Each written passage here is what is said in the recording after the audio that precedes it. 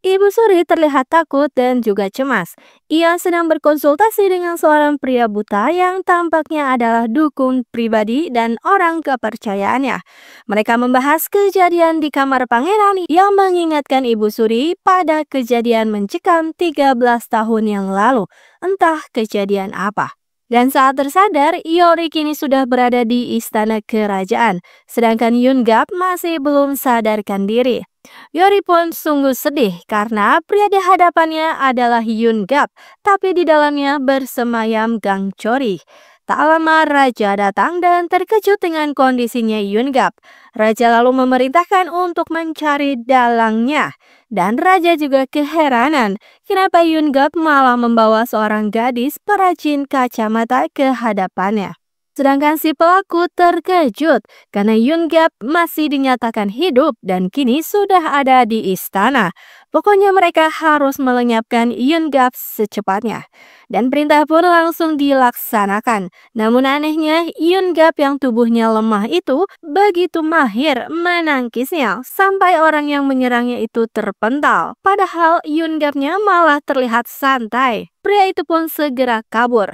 Sedangkan Yori sedang diantar ke kamarnya, namun ia bisa merasakan bau busuk dan energi yin di dalam istana.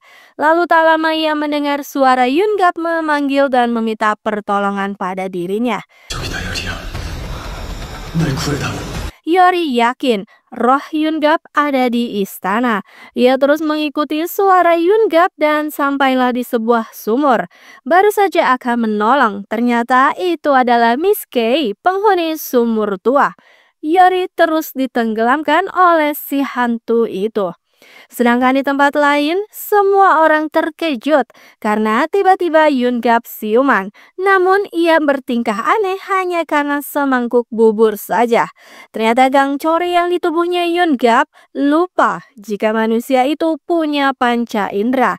Tapi Gang Chori juga murka karena para dewa hanya memangsa energi makanan saja. Sedangkan manusia bisa merasakan makanan yang lezat seperti ini langsung di lidah mereka. Akhirnya para tabib itu pun berpendapat jika Yungap itu mengalami amnesia. Dan tiba-tiba Gang Chori mendengar suara menyeramkan. Ia pun berlari sekuat tenaga dengan tubuh ringkihnya Yungap. Di dalam sumur, Yori sudah lemas.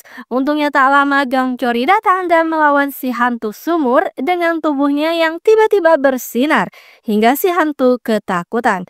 Dan untungnya Yori selamat. Tapi ia malah ingin menemui si hantu sumur lagi karena jelas hantu itu pastilah mengenal Yungap karena tadi sudah menirukan suaranya. Gang Chori pun langsung murka mendengar itu karena ia yakin Yungap pasti sudah menyeberang ke akhirat. Jadi tak usah konyol untuk menemui hantu segala. Karena Yori justru adalah mangsa empuk bagi mereka. Karena ia kini sudah tak memiliki batu pengutuk lagi. Pemangsa mengkhawatirkan mangsanya. Dan sedang berdebat begitu, tiba-tiba jeritan hantu terdengar. Gang Chori pun segera menyeret Yori untuk pergi dari istana. Tapi ternyata tubuhnya Yungap ini jompo. Gang Chori pun pingsan. Esok harinya Yori memeriksa mata raja dan memilihkan kacamata yang cocok untuk beliau. Namun ternyata Raja Yisung adalah raja yang berwawasan luas. Ternyata ia sudah memiliki kacamata yang bahkan lebih canggih. Namun hal lain justru membuat Yori terkejut. Karena bingkai kacamata dari sang raja, ia yakin jika itu adalah batu pengutuk hantu betina milik neneknya. Kenapa batu itu dimiliki raja? Dan raja kini jelas tak membutuhkan kacamatanya, namun justru bingung apa tujuan Yungap membawa gadis perajin kacamata ini ke istana. Tapi kini ia pun boleh pergi.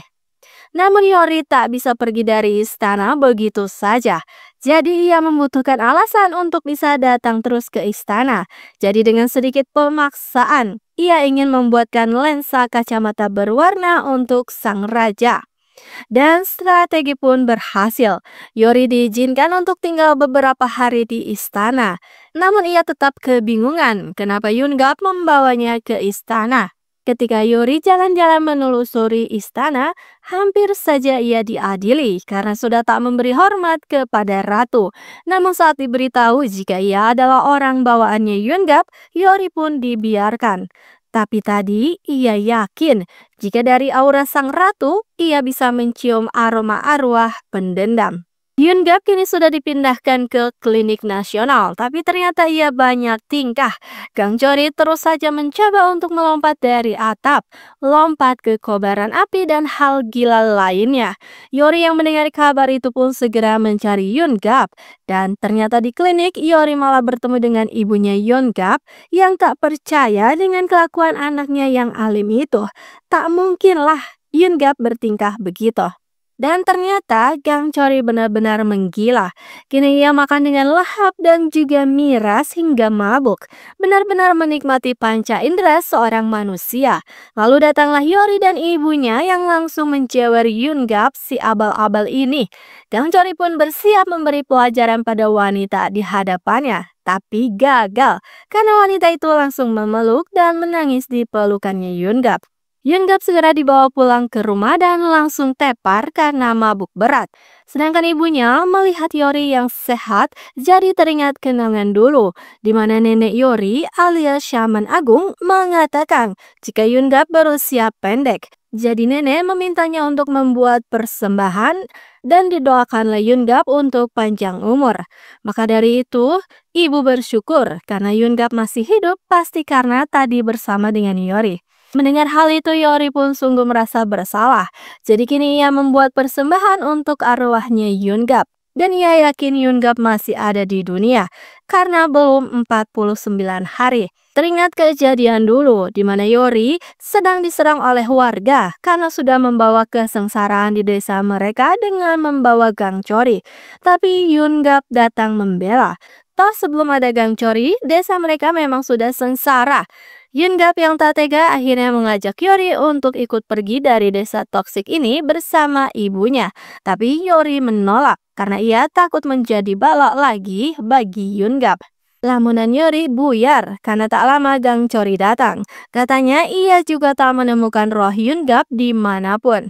Dan tiba-tiba Yori bertekad jika ia akan mencari rohnya Yunggap dan akan mengembalikan roh kepada tubuhnya. Sial sekali, tubuhnya ada di hadapan Yori, tapi itu bukanlah Yunggap melainkan Gang Chori.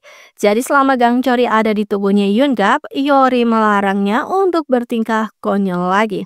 Gang Chori pun tiba-tiba melo karena ternyata dari kecil ia sudah terpesona pada Yori. Jadi ia tak akan merelakan Yori. Esok harinya raja sudah memanggil Yunggap kembali, tapi Yunggap mah tak mau. Toh itu bukan rajanya. Namun ternyata Gang Chori ini nice juga.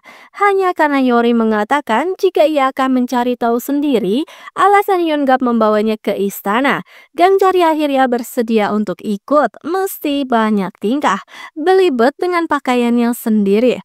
Keduanya pun berpisah. Yori diminta untuk mengerjakan urusannya. Namun diam-diam ia menyelinap ke sumur tua lagi. Sengaja ia membuat tali panjang yang dipasangkan di tubuhnya. Yori pun memulai ritual agar si hantu sumur muncul kembali. Sedangkan Yunggap ternyata harus diseret dan diangkut oleh para pengawal untuk bertemu raja. Tapi ternyata raja sedang bergegas ke tempat lain. Gang Chori pun langsung ngomel-ngomel.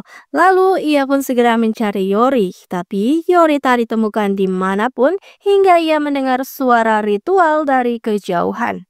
Di sumur tua, hantu akhirnya muncul. Namun tak lama suara ritual terdengar. Yori pun langsung fokus bertanya di mana rohnya Yunggap berada. Namun kata si hantu tak mungkin Yori bisa menemukannya. Karena jika Yori menemukannya maka semua orang akan tiada. Karena sebenarnya Yunggap itu sudah dilahap oleh makhluk itu. Dan ternyata Ibu Suri dan si buta sedang melakukan ritual. Hal ini langsung memicu pangeran yang sedang sakit mulai kerasukan lagi. Dan makhluk itu adalah hantu 2,5 meter. Rupanya begitu menyeramkan. Dan episode 2 berakhir di situ.